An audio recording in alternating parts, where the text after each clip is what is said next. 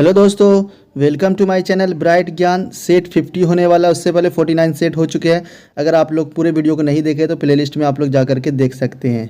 चलिए स्टार्ट करते हैं बिना किसी देरी के। और हम सब्सक्राइब करने नहीं बोलेंगे। अगर आपको वीडियो पसंद आता है तो खुद से सब्सक्राइब कर लिए, नहीं करने का मन है तो छोड़ दीजिए, सब्सक्राइब मत कीजिए। चलिए क्वेश्चन स्टार्ट करते हैं। पहला क्वेश्चन देखिएगा, रेफ्रिजरेटर में थर्मोस्टेट का क्या कार्य? थर्मोस्टेट का कार्य यही है कि ये रेफ्रिजरेटर के अंदर टेम्परेचर को समान रखता है, एक जैसा रखता है, ठीक है, उसको बढ़ने घटने नहीं देता, ठीक है। चलिए अगला क्वेश्चन देखिएगा, प्रकाश तरंग किस प्रकार की तरंग है? तो बताए थे अनुप्रस्थ तरंग है, और अगर ध्वनि की बात करेगा तो अनुदैर्घ्य हो गया, ठीक है, समझ गए। चलिए अगला क्वेश्चन देखिएगा। हम कम समय में पढ़ाने की कोशिश करते हैं, बताने की कोशिश करते हैं, ठीक है। जिसको फ़ायदा होता है वो सीखिए, और कुछ अगर गलती हो जाता है बोलने में, ठीक है, तो माफ़ करिएगा। चलिए अगला क्वेश्चन देखिएगा, प्रकाश का तरंग सिद्धांत किसके द्वारा दिया? मतलब प्रकाश का तरंग सिद्धांत जो दिया गया, किसके द्वारा सिद्धांत दिया गया? तो हाइगेंस के द्वारा, ठीक है। ये रट लीजिएगा, ये नाम आपके दिमाग में रहना चाहिए, तब आपको याद आ जाएगा। चलिए अगला क्वेश्चन देखिएगा, प्रकाश एक प्रकार की विद्युत चुंबकीय तरंग है, यह सर्वप्रथम किसने कहा? तो विद्युत चुंबकीय तरंग बता रहा प्रकाश को, तो किसने कहा? मैक्सवेल ने कहा। विद्युत चुंबकीय तरंग याद रखिएगा, प्रकाश को सर्वप्रथम किसने कहा? मैक्सवेल ने कहा।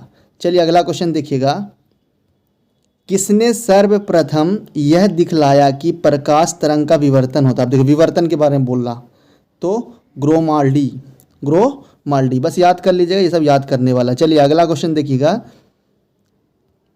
प्रकाश विद्युत प्रभाव का प्रतिपादन किसने किया? तो आइंस्टीन ने किया। प्रकाश का विद्युत प्रभाव, विद्युत इफेक्ट के बारे में किसने किया? आइंस्टीन ने किया, ठीक है। चलिए अगला क्वेश्चन देखिएगा, प्रकाश का वेग सर्वप्रथम किसने ज्ञात किया? तो रोमर ने किया। प्रकाश का वेग 3 × 10⁸ मीटर पर सेकेंड, ये है प्रकाश की चाल, रोमर ने बताया, ठीक है। चलिए अगला क्वेश्चन देखिएगा, प्रकाश का वेग अधिकतम होता है किस में होता है? निर्वात में होता है सबसे ज़्यादा, क्योंकि प्रकाश को क्या चाहिए? टेंशन नहीं आगे बढ़ने के लिए। अगर कोई ठोस आ जाएगा तो वो सबसे कम होगा, फिर उसका द्रव में कम होगा, और सबसे ज़्यादा किस में होगा? आपका गैस में होगा। तो निर्वात में सबसे ज़्यादा, वहाँ हवा भी ना हो, ठीक है। चलिए अगला क्वेश्चन देखिएगा, पूर्वोत्तर की सबसे बड़ी मीठे पानी की झील कौन सी है? पूर्वोत्तर भारत की, ठीक है, तो लोकटक झील। तो लोकटक झील कहाँ? मणिपुर के अंदर आपको देखने को मिलेगा, ठीक है। चलिए अगला क्वेश्चन देखिएगा, कौन सा पश्चिम तट है? पश्चिमी तट तो कोंकण और मालाबार पश्चिम तट है, ठीक है, याद कर लीजिएगा। चलिए अगला क्वेश्चन देखिएगा, कौन सा भारतीय समुद्र तट, जिसको बोलते हैं बीच, ब्लू फ्लैग प्रमाणन मतलब प्रमाण किया है, प्राप्त करने वाले एशिया का पहला समुद्र कौन सा बना? मतलब पूछ रहा है कौन सा ऐसा समुद्री तट है जिसे ब्लू फ्लैग मिला है, ठीक है। ब्लू फ्लैग किसे मिलता है? ब्लू फ्लैग मिलता है जिसको मतलब एक तरह का सम्मान दिया गया, ठीक है, याद रखिएगा। तो चंद्रभागा समुद्र तट कौन तट पे है?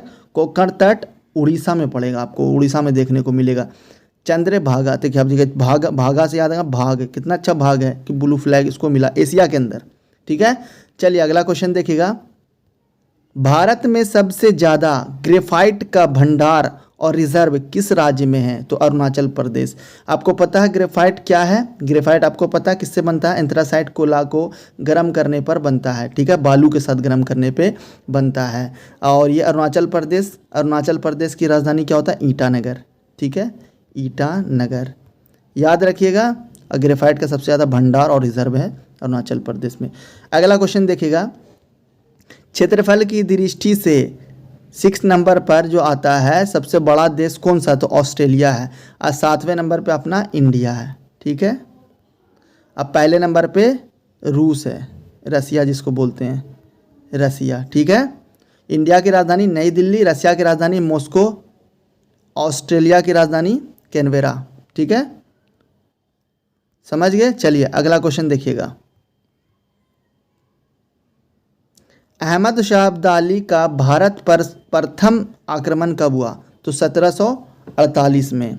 अफगानिस्तान का रहने वाला था अहमद शाह अब्दाली, 1748 में, इसको रट लीजिएगा। चलिए अगला क्वेश्चन देखिएगा, 16वीं सदी में विजयनगर साम्राज्य का सबसे प्रसिद्ध राजा कौन था? 16वीं सदी के बाद, ठीक है।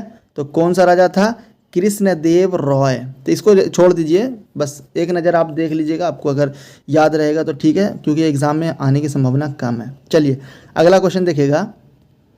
अकबर के राजस्व मंत्री कौन थे? तो राजा टोडरमल अकबर के राजस्व मंत्री थे, ठीक है। चलिए अगला क्वेश्चन देखिएगा। बंदा बहादुर की मृत्यु कब हुई थी? ये देखिए, ये बंदा बहादुर थे कौन? ये बंदा बहादुर हिंदू राजपूत था, ठीक है। तो हिंदू राजपूत का घर को त्याग करने के बाद ये चलते गए, चलते चलते हिंदुस्तान में जो 10वें गुरु गुजरे हैं, गुरु गोविंद सिंह से मिले थे।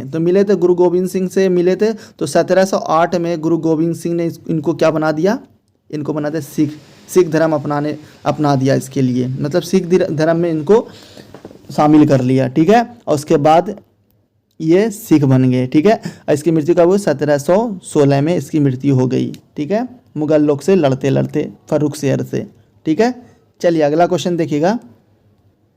अलाउद्दीन खिलजी के समय किस संसाधन पर कर नहीं लगाया जाता? तो उद्योग पे। चलिए अगला क्वेश्चन देखिएगा।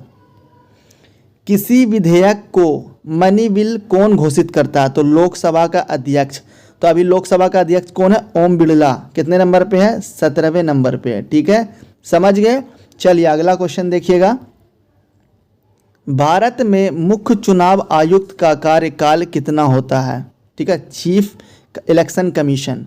तो 6 वर्ष या फिर 65 वर्ष की आयु तक वो बना रहेगा। अब दोनों में से कुछ भी हो जाए। देखिए लेट में बनेगा, मान लीजिए 60 साल में बना, तो उसके पास कितना साल रहा? अगर 65 साल में मरा तो, या फिर 65 साल तक वो रहा तो, मरा या जिंदा रहा उससे कोई मतलब नहीं, 5 साल ही बना रहेगा वो। अगर 62 साल में रहेगा तो क्या साल बना रहेगा? 3 साल। मगर उससे पहले बना रहेगा तो वो 6 साल कार्यरत रहेगा, ठीक है, समझ गए। चलिए थैंक यू फॉर